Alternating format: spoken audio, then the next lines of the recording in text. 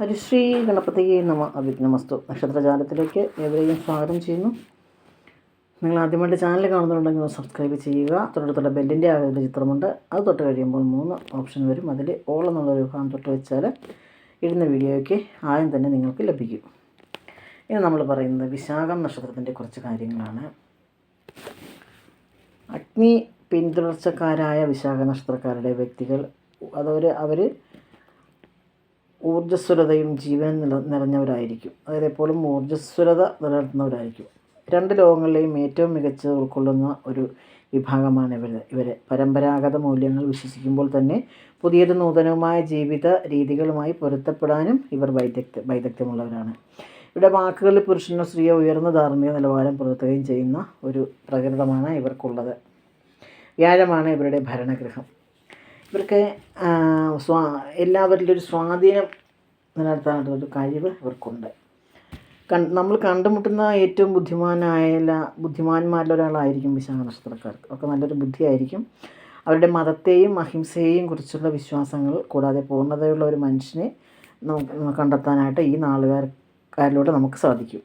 അവരുടെ ഭാഗത്ത് വേറൊരു ദോഷമെന്ന് പറഞ്ഞാൽ, അതായത് മയക്കുമരുന്ന്, മദ്യം തുടങ്ങിയവയ്ക്കൊക്കെ ഒരു ആസക്തിയുള്ള ഇതിനോടൊരു ആസക്തി ഇവർക്ക് ഉണ്ടാകുന്നതായിട്ട് കാണുന്നുണ്ട്. അവർക്ക് അതിന് ഇതിൽ നിന്നും അതല്ലാതെ വേറെ ഒരു ബാക്കി നോക്കുമ്പോഴത്തേക്കും നല്ലൊരു നക്ഷത്രമാണ് ഇവരുടേത്. സ്ഥിരമായ വളർച്ചയും വളർച്ചയിൽ കുത്തനെയുള്ള ഇടിവുമൊക്കെ ഇവരുടെ നക്ഷത്രത്തിൽ ബാധകമാണ്. ഈ ഒരു വർഷം എന്തുകൊണ്ടും നല്ലതാണ്. അതായത് ആസൂത്രണം ചെയ്തിരിക്കുന്ന എല്ലാ കാര്യങ്ങളും നടക്കുന്നതായിട്ടാണ് കാണുന്നത്.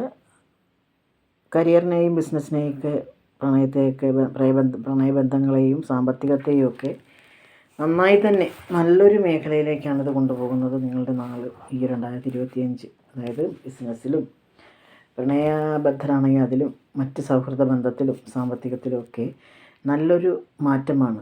അതായത് നല്ലൊരു ഉയർച്ചയാണ് ഇതിലൊക്കെ നമുക്ക് 2025 നമുക്ക് കാണുന്നത്. അപ്പോൾ എന്തുകൊണ്ടും നല്ലൊരു കാര്യമാണ്. പിന്നെ കൂട്ടുകെട്ടും കാര്യങ്ങളൊക്കെ ഒന്ന് ശ്രദ്ധിച്ചാൽ, ആദ്യം പറഞ്ഞ കുറച്ച് കാര്യങ്ങളിലേക്ക് പോകാതെ ശ്രദ്ധിക്കുക.